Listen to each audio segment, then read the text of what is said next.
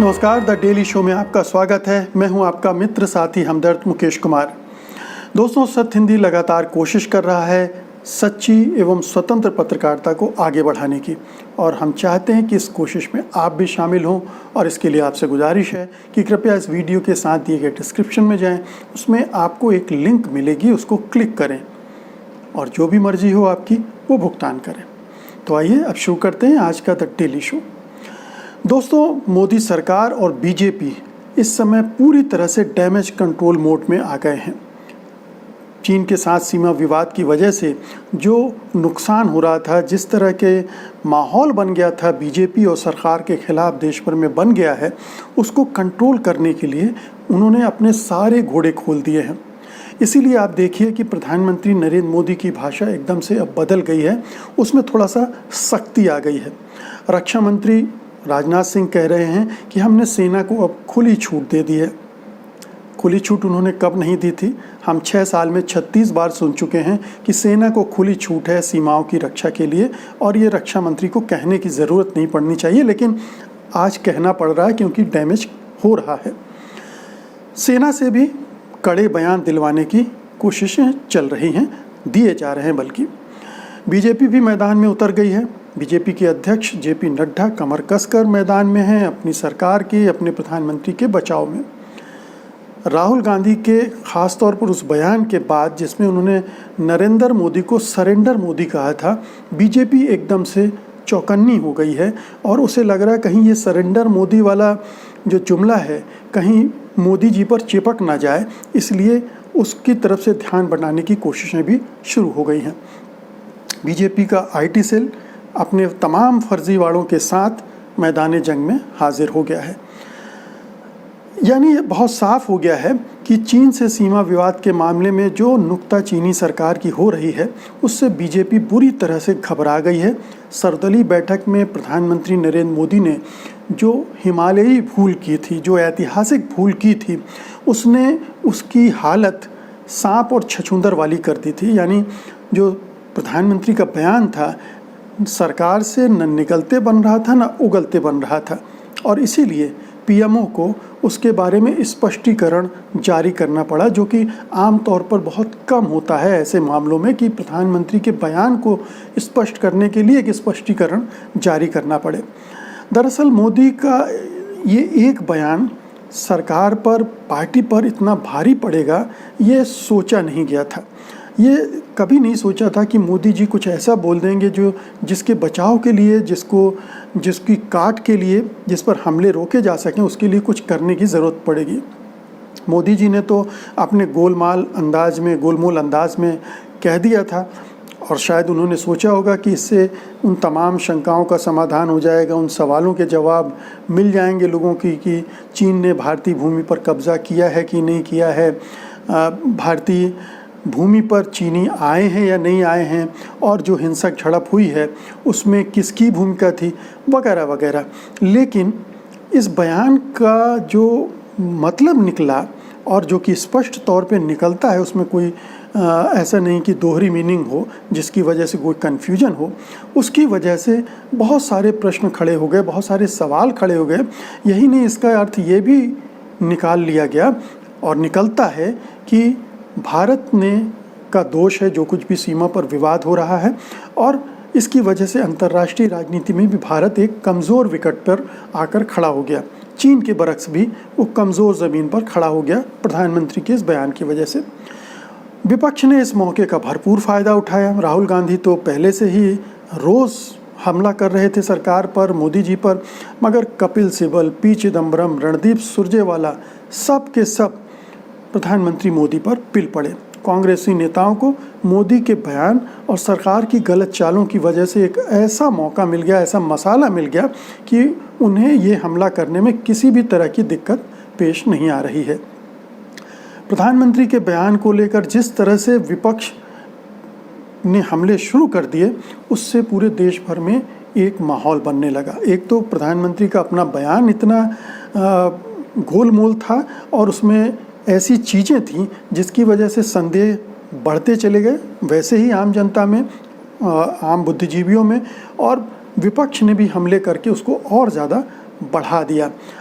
आलम ये हुआ कि सोशल मीडिया में आपने देखा होगा कि मोदी जी का मखौल उड़ने लगा, सरकार का मखौल उड़ने लगा, 56 इंच की छाती की बात होने लगी, घर में घुस के मारेंगे वाले बयान की याद होने लगी, सर्जिकल स्ट्राइक की याद दिलाई जाने लगी सरकार को, और मोदी जी और जिनपिंग के बीच जो करीबी रिश्ते दिखते थे झूला झुलाते हुए, उन सबको भी उनका भी मजाक उड़ने लगा। तो इससे पार्टी को लगा, सरकार को लगा, ये अंदाज़ा हो गया कि जनमत उसके ख़िलाफ़ जा रहा है और सोशल मीडिया में जो छीछा लेदर हो रही थी उसको रोकने की ज़रूरत है। कुल मिलाकर सरकार और बीजेपी को जल्दी ही ये एहसास हो गया कि ये नुकसान बहुत ज़्यादा हो रहा है। देश भर में प्रधानमंत्री के, सरकार के और बीजेपी के इरादों और नीयत को लेकर सवाल उठाए जा रहे हैं। यही नहीं, पहली बार ऐसा हुआ कि प्रधानमंत्री और सरकार की क्षमताओं को लेकर भी प्रश्न उठने लगे।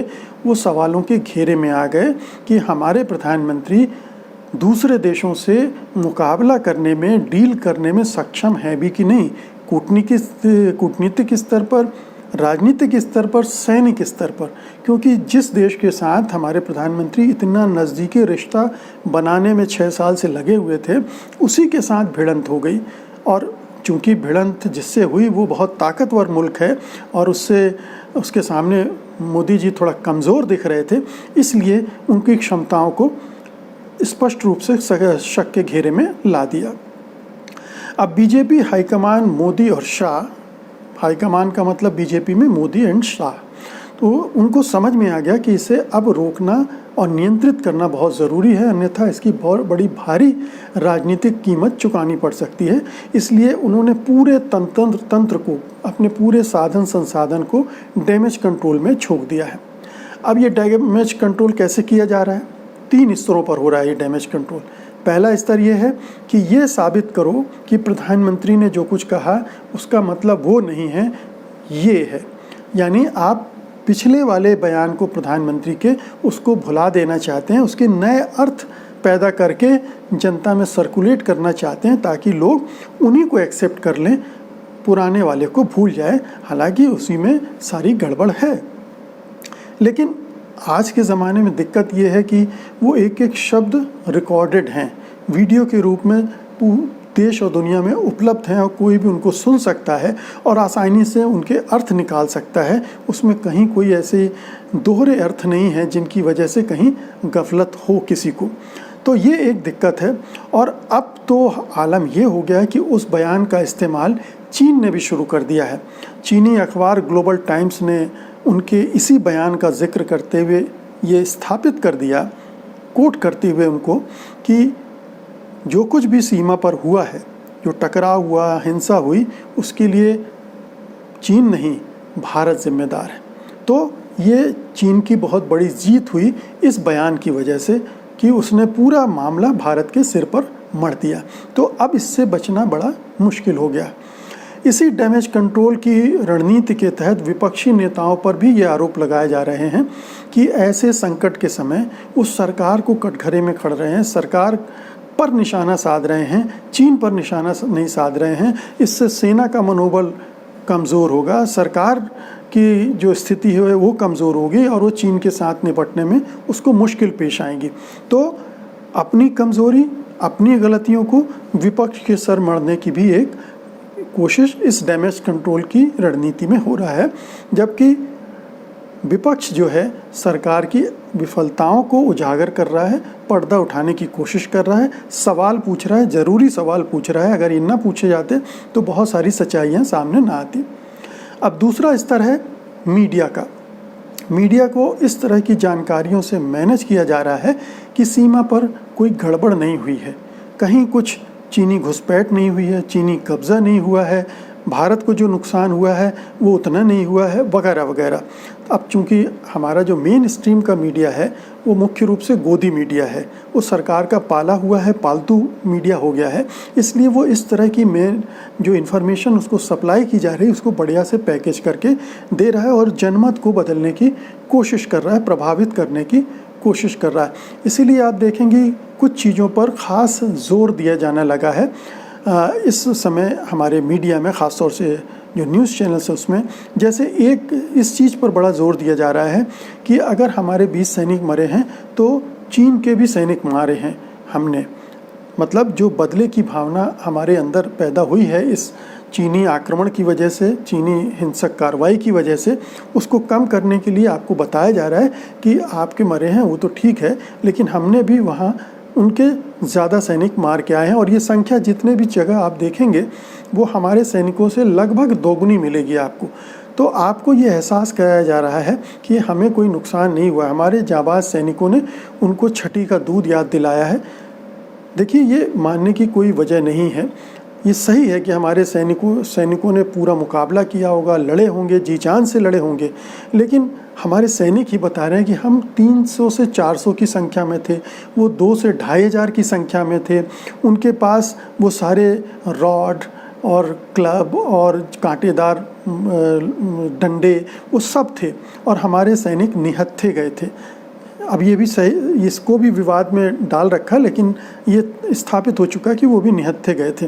तो आप सोचिए, जब इतने लोग घेरेंगे तो कौन ज़्यादा मारा जाएगा, वो जिन्होंने घेरा हुआ था या जो घिर गए थे। तो ये एक झूठ हमारे मीडिया की तरफ से इसको इस्टेब्लिश करने की कोशिश की जा रही है। अब इसके बाद आप देखिए कि मीडिया का दूसरा काम ये है, दूसरा एजेंडा उसको ये दिया गया है कि अंधराष्ट्रवादी भावनाओं को उभारे। वो इस तरह के रिपोर्ट दिखाए, उस तरह के डिस्कशन करे जिससे लोगों में अंधराष्ट्रवाद की भावना पैदा हो, और वो सरकार की जो कमज़ोरियाँ, लापरवाहियाँ, चूकें हैं उनकी तरफ न देखे, बल्कि ये देखे कि सीमा पर हमारी सेना क्या कमाल दिखा रही है, किस तरह से लड़ रही है, किस तरह से चीन को छठी का दूध याद दिला दिया है, और चीन के साथ मुकाबला होगा तो हमारे पास ये सेना है, और हम अब 62 वाले भारत नहीं रह गए हैं। ये भूल जाते हैं ये कहते वक्त कि चीन भी 1962 वाला नहीं रह गया है, वो हमसे 5 गुनी बड़ी इकोनॉमी बन चुका है, और उसकी जो सैनिक क्षमता है हमसे 3 गुना ज़्यादा है। तो ये चीज़ें छिपा जाते हैं, क्योंकि आपके अंदर युद्धोन्माद पैदा करना है, आपके अंदर देशभक्ति की ऐसी भावना पैदा करनी है जिसमें आप सरकार की चूकों को, लापरवाहियों को, मोदी के जो गलत बयानी हैं उनको सबको भूल जाएं। तो ये डैमेज कंट्रोल का एक और स्तर है जो मीडिया के ज़रिए इस्तेमाल किया जा रहा है, उपयोग में ला रहा है। तीसरे स्तर पर बीजेपी और उसका आईटी सेल और मीडिया, ये तीनों मिल गए हैं और परस्पर विरोधी जानकारियों की बमबारी कर रहे हैं, और उसके ज़रिए एक ऐसा धुआं निर्मित कर रहे हैं जिसमें किसी को समझ में ही ना आए कि कौन सही है, कौन गलत, कौन सही बोल रहा है, कौन झूठ बोल रहा है। क्योंकि मीडिया पूरी तरह से सरकार की गोद में बैठा हुआ है, इसलिए ये संभव है कि लोग बेवकूफ़ बन जाएं, क्योंकि जब कन्फ्यूजन हो जाता है तो हमें आपको जो आसान लगता है वो विकल्प चुन लेते हैं, और आसान विकल्प यही है कि सरकार जो बोल रही है वो ठीक ही कर रही होगी, अब वो तो सरकार ही है, वगैरह वगैरह। तो एक धुंध पैदा कर दी जा रही है झूठी खबरों के ज़रिए, झूठे जानकारियों के ज़रिए, और उससे ये कोशिश की जा रही है कि इससे डैमेज कंट्रोल होगा। अब यहाँ ये कहना ज़रूरी है कि ये जो पूरा डैमेज कंट्रोल की एक्सरसाइज बीजेपी और सरकार की तरफ से चल रही है, वो केवल राजनीतिक नुकसान को कम करने के लिए की जा रही है। ये डैमेज कंट्रोल अपनी पार्टी के नुकसान को, अपनी राजनीति के नुकसान को, और प्रधानमंत्री की अपनी छवि को नुकसान को कम करने की कोशिश में किया जा रहा है।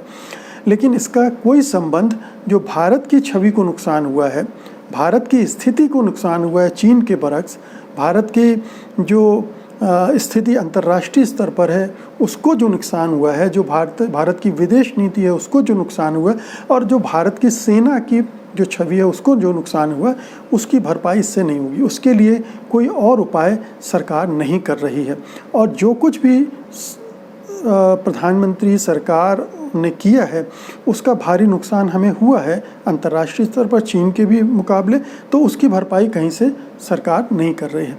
तो कहने का मतलब ये है कि पार्टी बहुत ही एक संकुचित, सरकार और पार्टी दोनों संकुचित और एक स्वार्थी राजनीति के तहत ये डैमेज कंट्रोल चला रही है, जिसमें झूठी इन्फॉर्मेशन, विपक्षियों को कटघरे में खड़ा करना और तमाम तरह की ये प्रपंच वो कर रही है। कितना सफल होगी ये आने वाले दिनों में देखना होगा। पता चलेगा कि ये सरकार ने जो क्राइसिस अपने के ज़रिए, अपने बयानों के ज़रिए खड़े कर दी है, उससे वो देश को निकाल पाने में सक्षम हो पाती है या नहीं हो पाती है, या हमें अभी और भी बुरे दिन चीन के साथ भुगतने पड़ेंगे। तो मित्रों, ये था आज का वीडियो, और मुझे लगता है कि ये जो डैमेज कंट्रोल की एक एक्सरसाइज चल रही है सरकार और बीजेपी के द्वारा, उसको भी समझने में ये वीडियो आपको थोड़ा मदद करेगा। तो उम्मीद है कि आप इसे लाइक करेंगे, आप इसे शेयर करेंगे और इस चैनल को सब्सक्राइब भी करेंगे। और अब मुझे अनुमति दीजिए, आपसे एक और वीडियो चर्चा में फिर मुलाकात होगी। तब तक के लिए नमस्कार। सत्य हिंदी के और वीडियोस को देखने के लिए हमारे YouTube चैनल को सब्सक्राइब करें और सीधे नोटिफिकेशन पाने के लिए बेल आइकन दबाएं।